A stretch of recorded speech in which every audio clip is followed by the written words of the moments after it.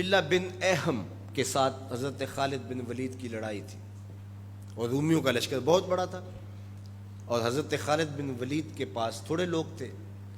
لیکن ہوا ایسا کہ حضرت خالد بن ولید جس جنگ میں بھی گئے ہیں فتح کے پرچم گاڑ کے آئے، لیکن یہ پہلی جنگ تھی کہ جس میں ان کا پلہ بھاری دکھائی دے رہا تھا اور ان کے قدم اکھڑ رہے تھے۔ حضرت رافع تائی رضی اللہ تعالیٰ عنہ نے کہا لگتا ہے آج قضا آ گئی، آج نہیں ہم بچ سکتے، حالات جو ہیں۔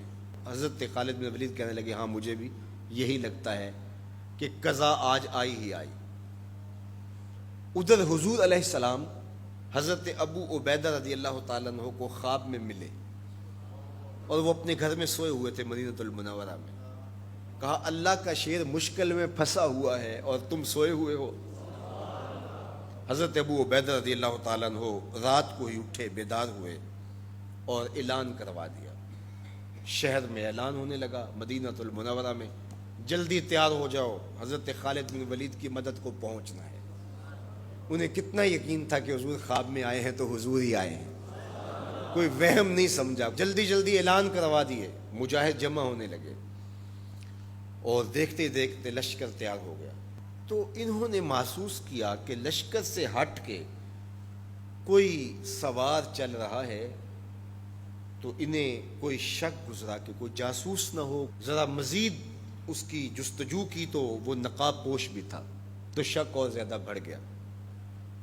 تو حضرت ابو عبیدہ نے کہا کہ انہیں گرفتار کر کے لاؤ، یہ جاسوس ہے، کون ہے، ہم اس کی تفتیش تو کریں۔ تو خیر انہوں نے گھیر لیا ان کو، ان کے گھوڑے کو ابو عبیدہ کے قریب لے آئے۔ تو حضرت ابو عبیدہ نے کہا تم کون ہو؟ انہوں نے تھوڑا سا قریب ہو کے کہا کہ میں خالد بن ولید کی بیوی ام تمیم ہوں۔ جب آپ نے اعلان کیا کہ خالد مشکل میں ہے تو میں پریشان ہو گئی کہ اللہ کا شیر تو کبھی مشکل میں آیا نہیں تھا، آج کیا ہوا؟ تو میں نے غور سے دیکھا کہ وہ اپنی ٹوپی گھر بھول گئے تھے، جس ٹوپی کے اندر حضور کے منہ مبارک سیے ہوئے ہیں، اور وہ جب بھی جنگ کیا کرتے تھے تو وہ ٹوپی اپنے سر پہ پہن کے کیا کرتے تھے، اللہ فتح عطا کرتا۔ تو میں ان کو ٹوپی دینے جا رہی ہوں۔ اللہ اکبر۔ جب یہ لوگ وہاں پہنچے تو سواروں کا ایک قافلہ آگے بڑھ کے خالد بن ولید کے ساتھ دشمن پر حملہ آور ہو گیا۔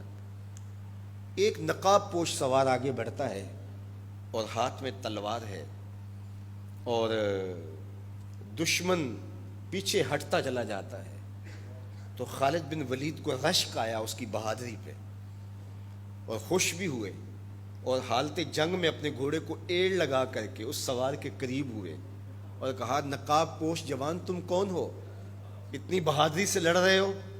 تو اس نے ہلکا سا نقاب الٹ کے کہا پہچانو تمہاری بیوی ام تمیم ہوں، اور تمہیں وہ ٹوپی دینے آئی ہوں جس کے اندر حضور کے بال سیے ہوئے ہیں۔ تو حضرت خالد بن ولید کو انہوں نے ٹوپی عطا کی اور انہیں سر پہ رکھی، اللہ نے اسی دن مسلمانوں کو فتح عطا کر۔ یہ حضور علیہ الصلوۃ والسلام کے بالوں کی برکت تھی۔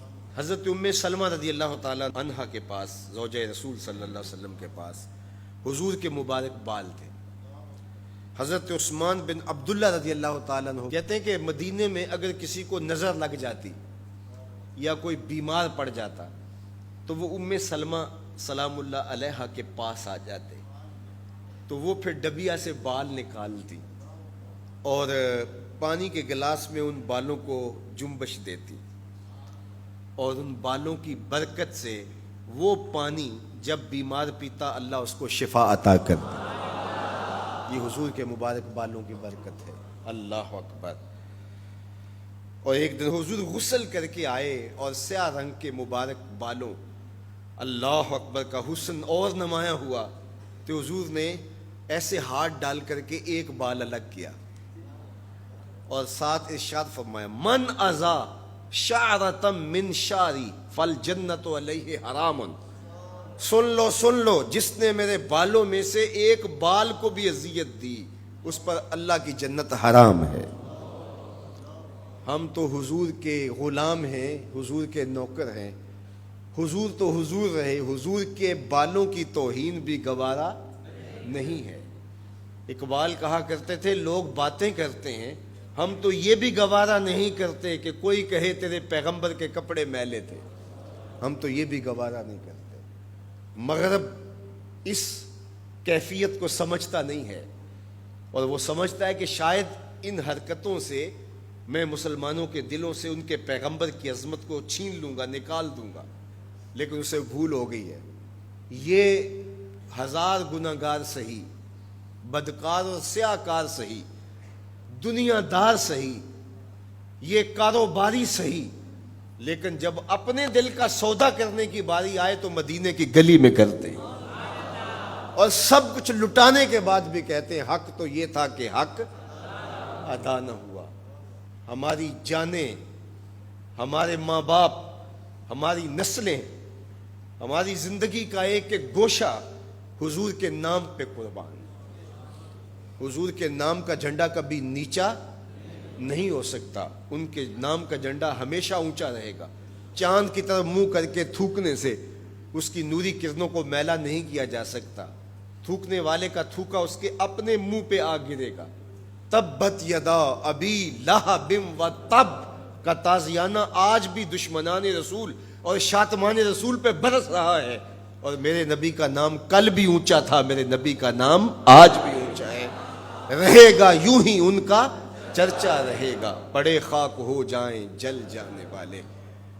ہمیں غور کرنا ہوگا کہ آج ہمارے اوپر یہ جو آزمائشیں اور یہ ابتلائیں ہیں اور یہ امتحانات سے ہمیں گزرنا پڑتا ہے، اس سے دردناک امتحان امت کے لیے کیا ہو سکتا ہے؟ تو کیا اب بھی ہم فرقوں میں بٹے رہیں گے؟ اب بھی ہم ایک دوسرے کے گریبان نوچتے رہیں گے؟ آج بھی ہم جو ہے وہ غفلت کی زندگی گزاریں گے، یا اپنی زندگی کی ایک ایک سانس حضور کے قدموں میں رکھ دیں گے؟